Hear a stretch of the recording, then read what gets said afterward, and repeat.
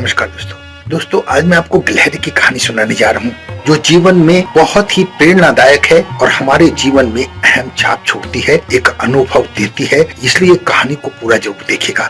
एक जंगल में एक साध नाम के मुनि रहते थे। उन्होंने बहुत सारी विद्या हासिल कर रखी थी। एक दिन ध्यान लगाने के बाद जब उनकी आंख खुली तो आसमान से गिरकर एक गिलहरी उनके हाथों में आ गिरी।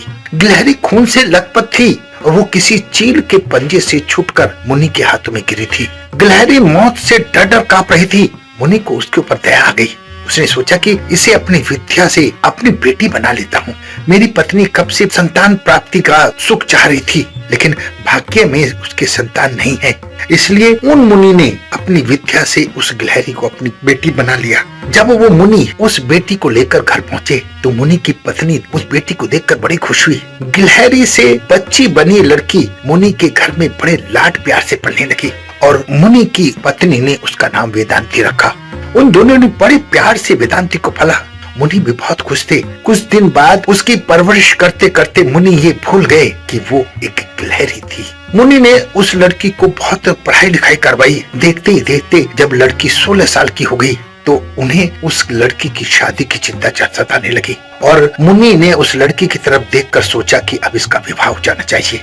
उन्होंने अपनी पत्नी से कहा कि कोई योग्य वर मैं ढूंढ कर लाता हूँ और उसकी शादी कर देते हैं। मुनि को ये लगा कि मेरी बेटी बहुत सुंदर है, उसकी अच्छी शिक्षा दीक्षा हुई है, इसलिए अपनी सिद्धि से सूर्य देव को उन्होंने पुकारा। सूर्य देव ने मुनि को प्रणाम किया और बुलाने की वजह पूछी। तब मुनि ने कहा कि मेरी बेटी विवाह योग्य हो गई है और मैं चाहता हूँ कि आप उसके पति बनो।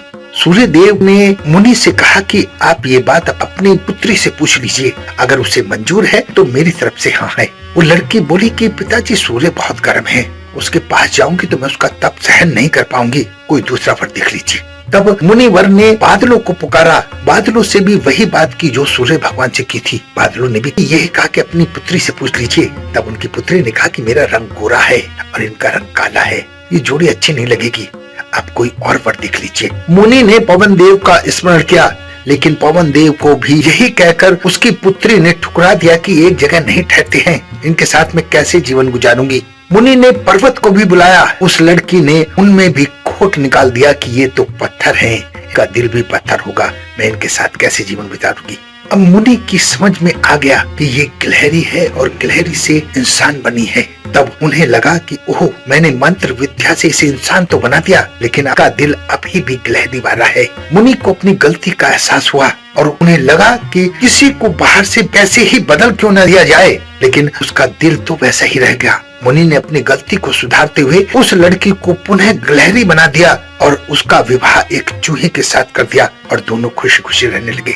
दोस्तों, इस कहानी को कहने का लबो लुबाब भी यही है कि इंसान चाहे बाहर से कितना भी बदल जाए, लेकिन दिल उसका वैसा ही रहता है जैसा उसका जन्म के समय था, जैसा उसकी फितरत में था। आशा है मेरी बात आपको समझ में आ गई होगी। अगर समझ में आ जाए तो अपने जीवन में ढालने की कोशिश कीजिएगा। अपना बहुत ध्यान रखें, हंसते रहें, मुस्कुराते रहें, खुश रहें। धन्यवाद।